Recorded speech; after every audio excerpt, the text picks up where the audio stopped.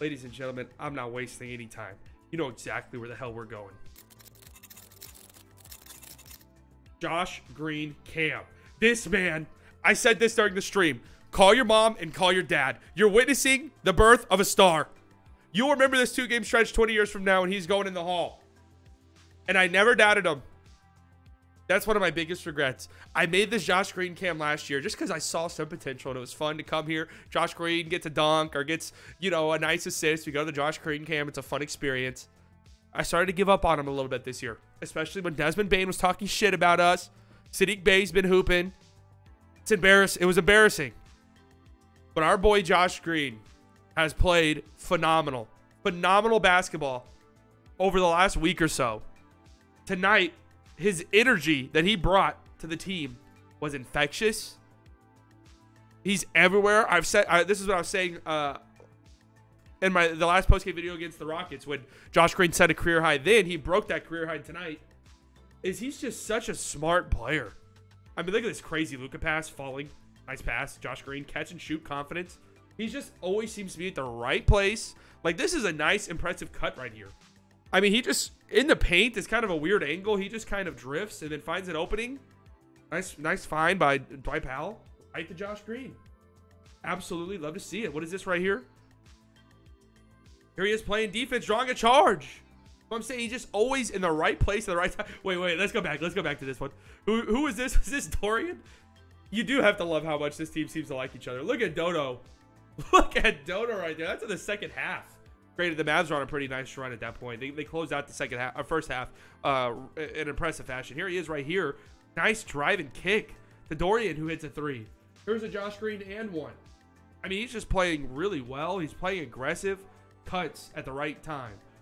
He's always in the right spot defensively. Plays the passing lanes incredibly well.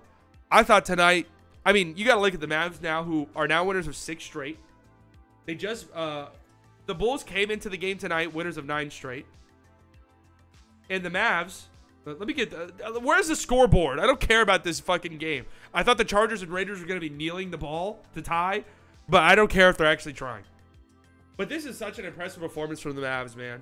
And now we really are sucked in, huh? Now we really are sucked in. I regret ever being negative about this team. I'm going to be real. I'm back. I said I'm leaving negative of me in 2021, 2022. It's all positive. It's all good feelings about the Mavs. The Mavs have yet to lose in the calendar year of 2022. They beat the Warriors last week.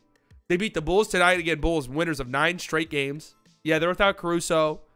Mavs without KP. It's kind of interesting to me how when we're talking about how teams are without players, rarely ever do people ever mention that the Mavs are without KP, which is unfortunate, but it's probably because we're without KP more often than not, it feels like. But let's see what, I mean, I don't really have any gripes at all. I thought the team played really, really well. They did end up holding them below 100 points, which is nice to see. Outside of the Rockets games, it's been what, every opponent over the last 6 or something like that has been held over 100 points. Just really great defense. Luka, shooting-wise, it was a bit of a struggle, 22 points on 23 shots, but I actually thought Luka played really well tonight. 14 assists, 14 rebounds. I love what I saw from Luka.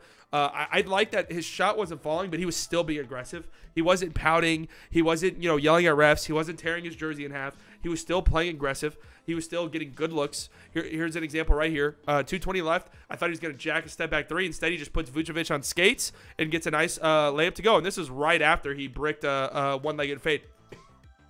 Excuse me. So that was nice to see for Luka. Is this the pass I showed right here? Oh, no. This just well, I think this was a pass from Luka, too. 14 assists is pretty impressive, man. He just gets the attention of the defense.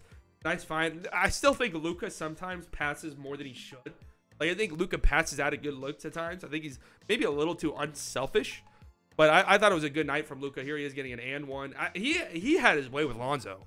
At any time that those two were matched up, it just felt like Luka went right past Lonzo. Maybe he missed the shot, but it was still a decent look from him. So again, I thought Luka played well. This is a crazy pass right here. I thought he shot this at first. I said, oh my God. Whenever he put this up, I thought it was a shot. And I just saw the trajectory of it, and I thought, you got to take Luka out of the game immediately. But it was up. And Dorian Finney-Smith. I'm sorry, not Dorian Finney-Smith. Dorian Finney-Smith played great too. I'll get to him in a second. But Reggie Bullock, offensively, I don't even know if Reggie did much of anything. But defensively, I thought Reggie played really, really well against DeMar DeRozan tonight. I mean, this is as close as you can get to a jump shooter without fouling. And, that's what DeMar does, right? He's a tough shot taker and a tough shot maker. But I thought Reggie did a great job of making life as difficult as possible for DeMar tonight, who finishes with 20 points on 9 of 16. Those aren't bad. That's not bad by any stretch of the imagination. But for DeMar standards, you did a good job. You'll live with LaVine and DeMar combining for 40 points on pretty inefficient shooting. DeMar was efficient, but LaVine wasn't at all. So I really like what the Mavs did tonight. Dorian hit big shot to big shot down the stretch. Maxi Kleber, oh my God. Maxi Kleber was phenomenal tonight. I think this was either a career high in threes for him or a tie to career high. I don't remember which one. Oh yeah, I forgot to send in the Discord. Discord, you guys know the drill. If you haven't joined the Discord, the link will be down in the description. After every game, I ask for the thoughts, and then we'll share them on here. Mavs, Bulls, thoughts. Go. We'll see if anybody replies to that between now and the time I'm done with this recording. But Brunson hit some big shots down the stretch. I like that. Dwight Powell, again. Dwight Powell's been playing good. Kleber, again. Kleber's been great. I got to find some highlights from Kleber. I know for a fact I have like a Kleber block. Here's a Maxi block right here. There's a crazy stretch for the Mavs. At the end of the half, I think there wasn't at the end of the half where it was like all Maxi. Here he is right here getting a 2-for-1 little over the head pass from Luka to Maxi, hitting his shots. Love to see it. Nice pass by Luka over the defense. Maxi hitting a 3. Just good stuff. Dorian played good. Here's Dorian Finney-Smith hitting a dagger 3. Not in front of the opposing team's bench, but he does love these corner threes, especially at big moments. It feels like those are almost 100% shooting for him, which is just a nice piece to have. And, Tim, there was a stretch. There was a stretch at the end of the first quarter. And I know it was kind of weird because they tried to get Luka in the game. The refs wouldn't let him check in. Where Tim was initiating the offense. And I thought it was going to lose the Mavs the game. They went into the end of the first quarter down 10 or something like that. And that's because they went on just a terrible stretch where they could not get any offense going. And I'm not going to shit on Tim or anything because if Tim's running your offense, you're in some trouble. And I know it was a weird thing because they tried to get Tim out there, or Luka out there, and the refs wouldn't let it happen. But it was just a funny sequence of events. I was actually asking this, right? Marquise Chris is going to stay, I would like to think. His 10-day is up. His 10-day is up. Everybody assumes that it's going to be Willie Cauley-Stein who gets the boot. I don't think it's an impossibility that it ends up being Moses Brown. I just don't think Moses Brown's that good. And the team seems to like Willie a decent amount. So I wouldn't be surprised at all if it ends up being Moses Brown, who's kind of left behind.